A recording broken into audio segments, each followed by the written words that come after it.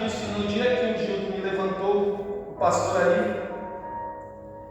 E aí eu comecei a chorar porque isso é algo que eu carrego dentro de mim. Eu estava falando com o Felipe, acho que na segunda vez que eu vim aqui, a gente parou para trocar uma ideia aqui. Eu falei, a gente tem que ser soldados. Nós temos que estar preparados. Então, até na onde eu cultuava, era meio de surpresa quando você ia pregar. E Deus direcionava, hoje é você, hoje é você, você. E eu acho que todo mundo aqui tinha que ter uma palavra. Todo mundo, quando lê uma palavra, Deus fala individualmente com cada um. E é mais uma palavra que eu leio, que o Felipe lê, que ele lê, que o pastor lê. Ele vai falar de formas diferentes. Porque os nossos convívios, as nossas experiências, as nossas situações do dia a dia é diferente de cada um aqui.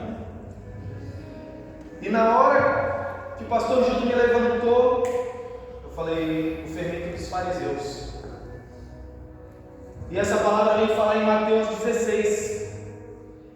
E aquele povo que andava com Cristo, os apóstolos, aquela multidão que estava ali, ele falou aqui sobre a multiplicação dos pães.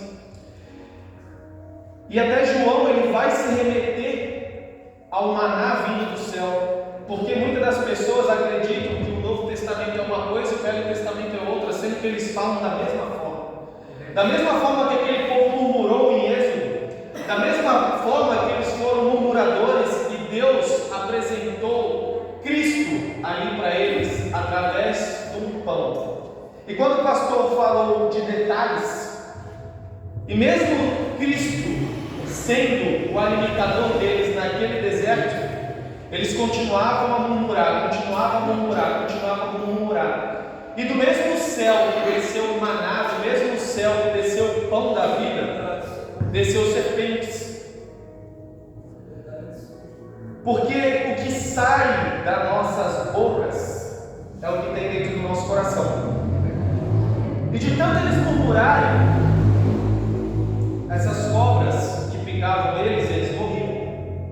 E essa geração incrédula, ela pela sua incredulidade, elas foram convalescendo. E aí o que Deus fala para Moisés? Levante uma serpente, e todo aquele que olhar para a serpente será curado. E aí no seu segundo detalhe, Deus apresenta mais uma vez Cristo. Porque como o pastor falou aqui, quando a gente olha para essa cruz, ela está vazia. Porque aquele mesmo Salvador que estava crucificado com a serpente ali, no símbolo da serpente, e salvou todos aqueles, ele continuou salvando. E quando nós vamos ali para Mateus 16, que era a palavra que eu tinha, ela foi escrita por Mateus. Só que Mateus, se eu não me engano, ele aparece em Mateus 12, Mateus 13.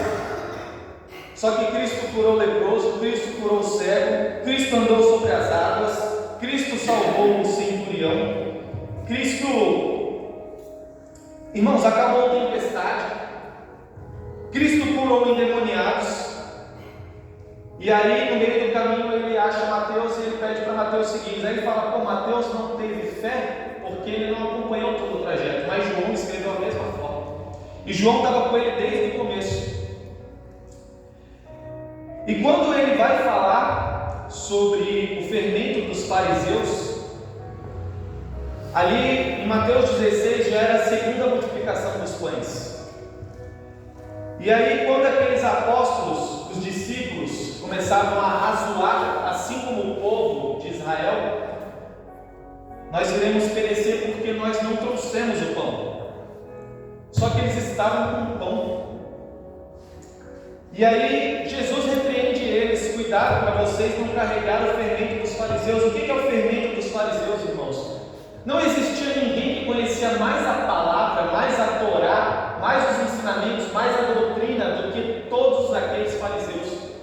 É como se você pegasse qualquer sábio e sabe a Bíblia de capa a capa, mas não tem experiência, não tem fé. O que adianta você ter todo o conhecimento de fariseu e saduceu se você carrega dentro de si a hipocrisia? É igual o pastor falou, é muito lindo, Deus é Deus, Deus abre a porta, Deus faz tudo, mas você não vive. Se Deus fizer, se Deus abrir a porta, Ele é Deus. E se Ele fechar a porta na sua vida?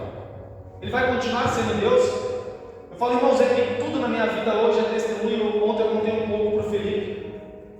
Irmãos, eu vivi 14 ou 15 meses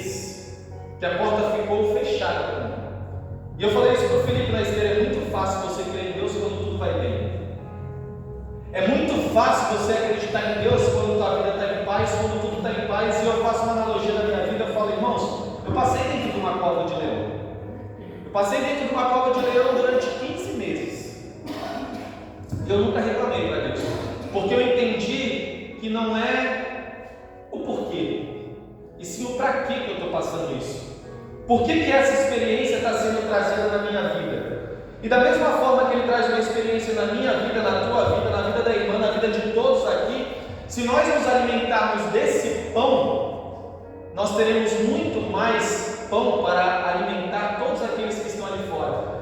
Porque na multiplicação do pão, não foi Cristo que foi distribuindo. Quem ia distribuindo eram os seus discípulos. E por que os seus discípulos iam distribuindo? Porque ali eles tinham fé. E a partir do momento que eles estavam perdendo a fé, Cristo falou: vocês não estão entendendo que eu não estou falando do pão? O que eu estou falando para vocês, meus amados, é de fé. Então o pastor falou: você pode perder tudo, mas você não pode perder a sua fé. Em Mateus 7, vai falar, indagavam a Cristo: mas eu curei em seu nome, eu expulsei demônios em seu nome, eu profetizei no seu nome. E mesmo assim, Cristo falava para ele: eu não vos conheço. E aí, irmãos, eu falo, o pão que alimenta a carne é muito fácil para Deus, é muito fácil para Cristo. E aquele povo que ficou 40 anos no deserto, quando Cristo ficou 40 dias no deserto, que pelas mesmas sabedoria, quando o pastor fala e traz aqui que ele veio para roubar, matar e destruir.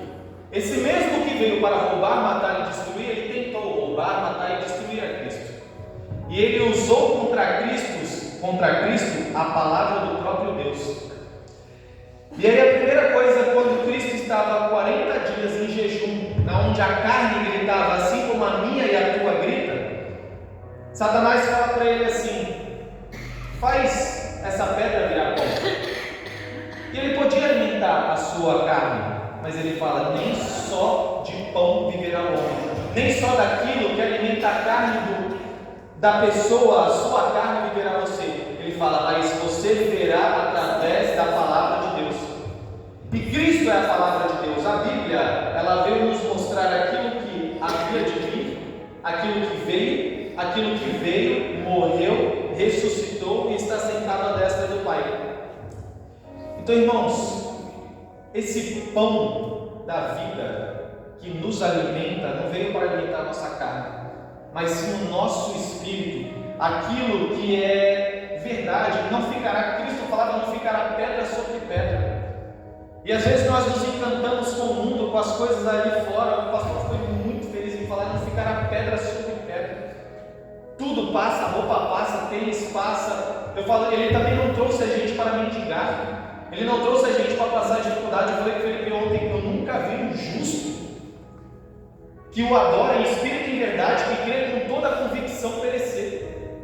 Eu falo, nós temos que fazer, não é fazer prova de Deus, porque prova de Deus, quando Satanás leva Cristo lá em cima e fala: se joga daqui, você não deve fazer prova de Deus, mas sim andar pelos seus caminhos. Eu falo, irmãos, eu particularmente, como eu falei da outra vez, assim falo de mim mesmo.